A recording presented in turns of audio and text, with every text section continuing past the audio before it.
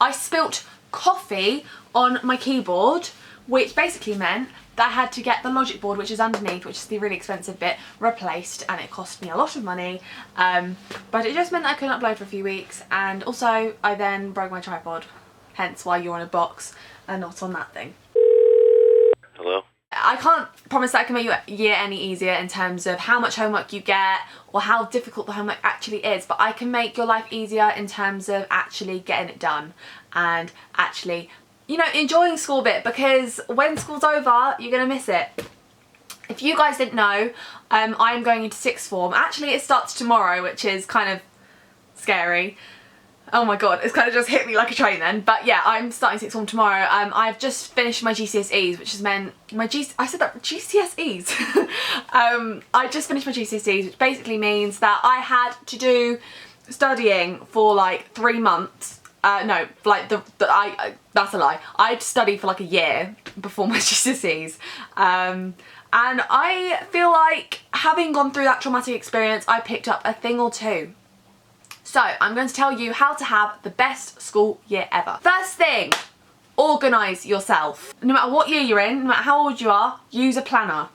I don't even know my school planner. Okay, my school planner's up here, so I'm just gonna get it. This is my planner from when I was in year 11. I'm going to hide what school I go to because as much as I love you guys, I don't want to get stalked and killed. Just saying. But yes, this is my planner. And I used to put sticky notes on every page. As you can see, anyone who knows me knows that you gal's a bit of a sucker for sticky notes. So yeah, and I get one of these things, I don't know what they're called, but you can get them like Paper Chase, WH Smith, Ryman's, anywhere. And yeah, I highlight things and I'd write my homework in, or when I had exams and that kind of stuff. And this thing, I doubt I would have done half the work or remembered to, because my memory is awful. Genuinely tragic. Actually quite embarrassing when people tell you things and then you're like, oh, this is the first I've heard of it, and they're like, no, I told you like 3 times. And you're like, oh, shit. So yes, get a planner and use it every night. Check it and see how much work you have to do and how many days you have to do it. And then when you're doing your work, separate it so you do the thing with the nearest deadline date, if that makes sense, first. So the nearer the deadline, that's the higher on your list priority it goes. You know what I mean? I just can't words, okay. Right, second thing is get a wall planner, and you can kind of see it in the corner. But right there I have my 2016 to 2017 wall planner. Got it from Ryman's, literally $4.99, such a bargain.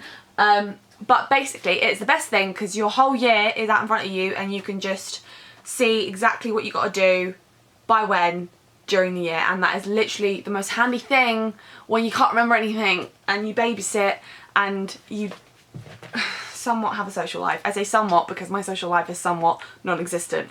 Every night before you go to school, pack your bag. Don't do it in the morning because you don't want to have to rush in the morning. You'll probably forget your maths book and then you'll go into class and you'll be like, Miss, can I have a sheet of paper? And she'll give you that look of disappointment and you'll kind of look at her like, I know I'm a bit of a failure, but please can you give me some paper?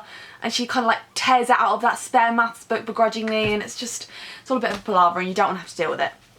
So just pack your bag the night before, double check, have a printed out timetable above your desk or something. I don't know, just do whatever you have to do to keep yourself organised. In the morning, get up at a time where you can get ready leisurely. So I went through a phase last year when I used to get up at 5:30 every morning, and that is a bit extreme, but I won't lie, I got ready very leisurely. I had about 3 hours before I had to really go anywhere. But that was when I used to exercise in the mornings, and I don't know if you can tell, but I don't really do a lot of exercise now. Okay, so if you've got to leave for school at 8, get up at 7. You know, you've got an hour, do your makeup, do your hair, find an outfit. That's another thing, guys. I'm going to sixth form, which means I have to pick my outfit every day, and oh my god, I know I'm an annoying person when it comes to picking outfits because I literally send like 7 options to my friends and or boyfriend being like, hi, can you just help me, because I'm just a stress. I'm just an all-round stress, really. Okay, with work, do the work as soon as you get it. So if you get home and you have like this tiniest worksheet and you're thinking, oh, I'll just leave it to the last night. And then it comes to the last night and it's like 10:30 and you're like, listen, what's more important, sleep or work? And you're like, sleep, and then the work doesn't get done. That's me.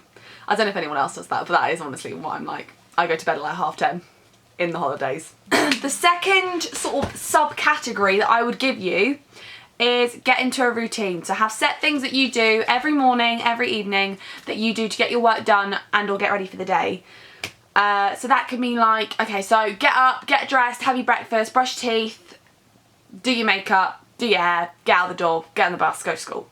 You know what I mean? Like get yourself into a routine and get yourself into a position where you can actually like have designated times to relax, because then when you're meant to be relaxing, then it kind of makes it easier to relax. You won't be stressing and procrastinating. Also, prioritise your work and social life. So I understand that as people get older, they want to have a social life, and that's completely fine. Like, definitely have a social life. These are like the best years of your life. Go out as much as you can, have fun.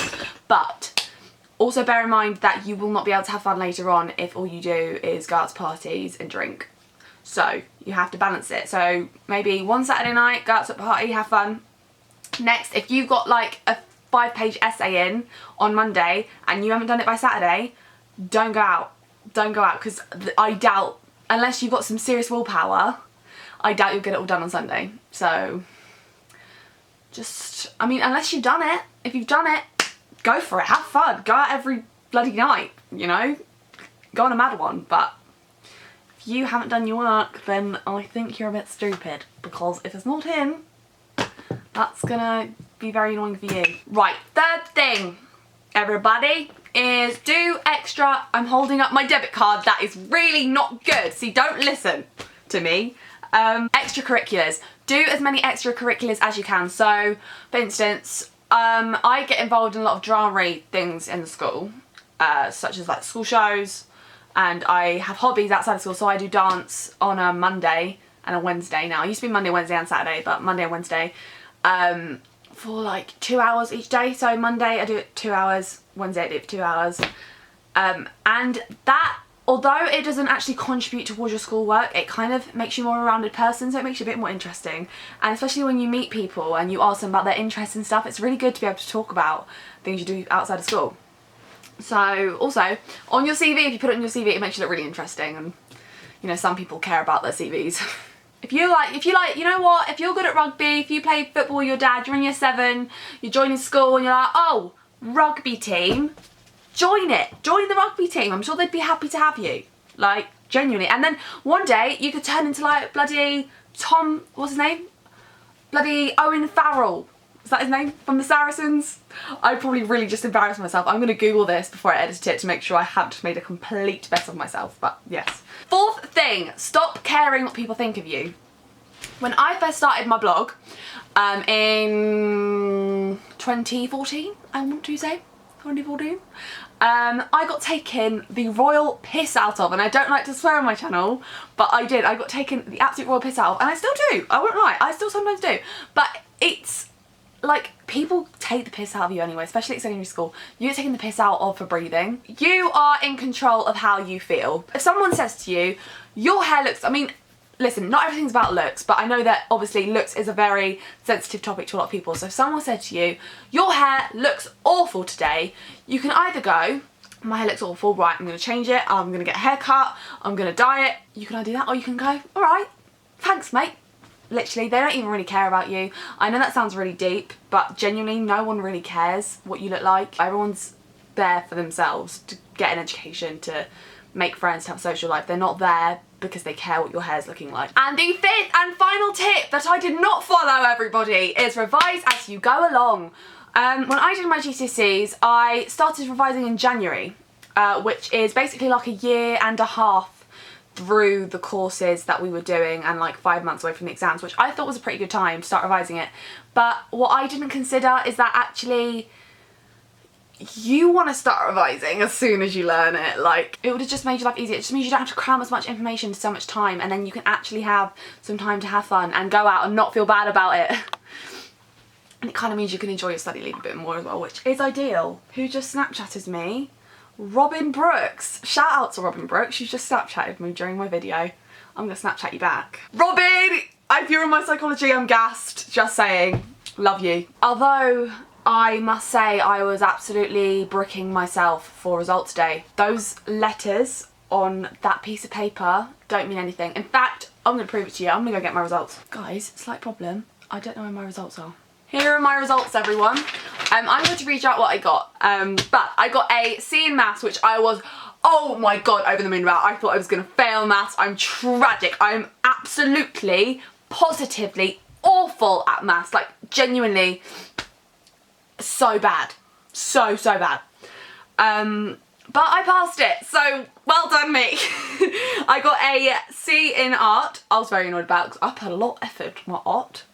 I got an A in drama, a B in history, C in Spanish, C in additional science, B in core science, A English language, A in English literature, a B in history, a A in philosophy and ethics, and a pass in BTEC Sport, everyone. I passed BTEC Sport. That is about all my advice for this video. Don't worry about school. Like, just enjoy it. Just enjoy your time at school and be nice to everyone. Like, you don't need to fall out with people. Like, if someone annoys you, just go, alright, you do you, mate, but I'm gonna do me, you know? You don't have to worry about what people think about you, because at the end of the day, you know, when you leave school, you'll probably keep in touch with like 2 people, you know? Just be nice to everyone, have fun. You don't need to be best friends with everyone, just, you know, be nice, be approachable. So that is about it for today's video. I hope you really enjoyed it. If you did, give it a thumbs up and subscribe if you want to see more videos like this, and or wanna, you know, subscribe. And I will see you in next week's video. Adios.